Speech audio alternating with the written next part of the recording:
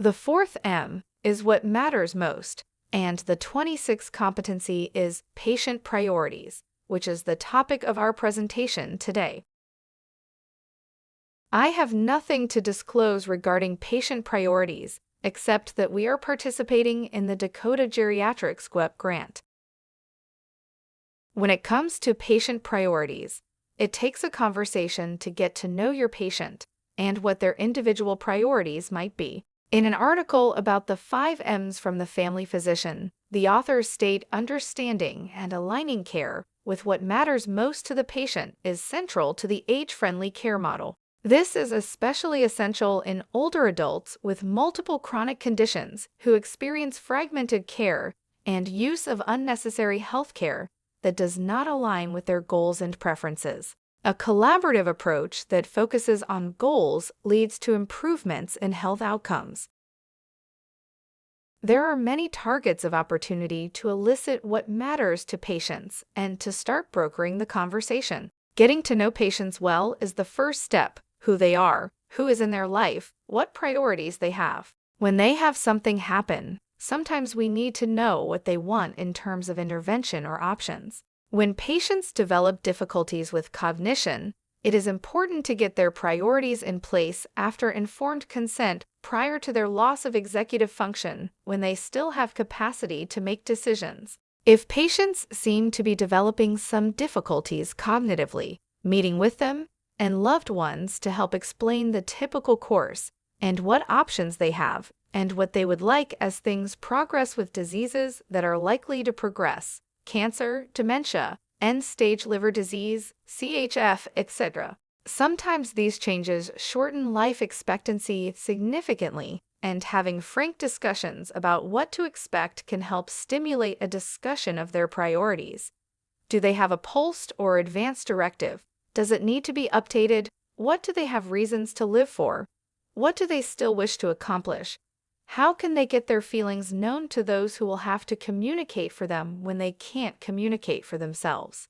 When life results in a need for a change in residence, moving from the farm, increased frailty requiring use of assistive devices, and safety and fall risk requiring adaptive changes in the home, should stimulate discussions with family and patients about their current priorities and the risks of decisions. When major life events like a major hospitalization, loss of a loved one or spouse, taking the time to discuss with the patient what this means for them is important. Can they take care of all of the ADLs at home? Do we need to reassess their capacity? Can they manage transportation, hygiene, finances? What do they need to do now to remain independent at home? The Medicare Annual Wellness Visit provides a great time to review where patients' lives are at and review any changes that might necessitate a change in their advance directives. Anticipating when you need to have the conversation sets up how to have this conversation. You need to be able to talk openly and honestly during these times with the patient.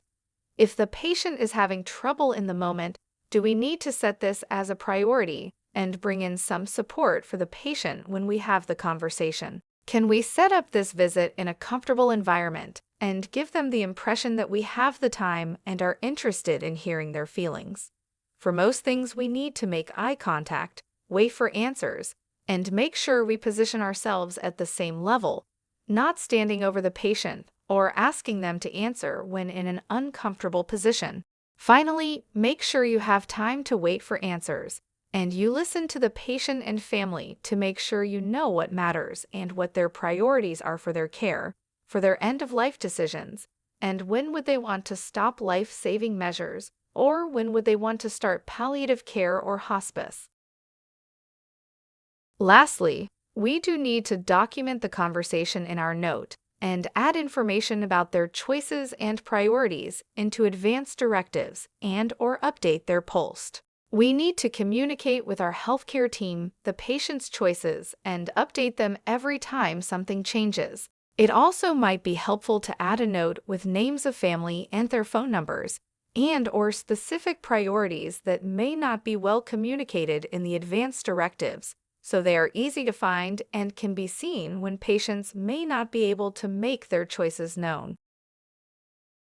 So, in summary, elicit what matters most from patients at many opportunities, update what matters most, and, if pertinent, update physicians' orders on life-sustaining treatment, and fill out advanced directives that help align your treatment with the patient's priorities, and document it in the chart so others know the patient's priorities and care can be coordinated across the continuum for the patient. Here are a few references. Thank you for all of your attention today.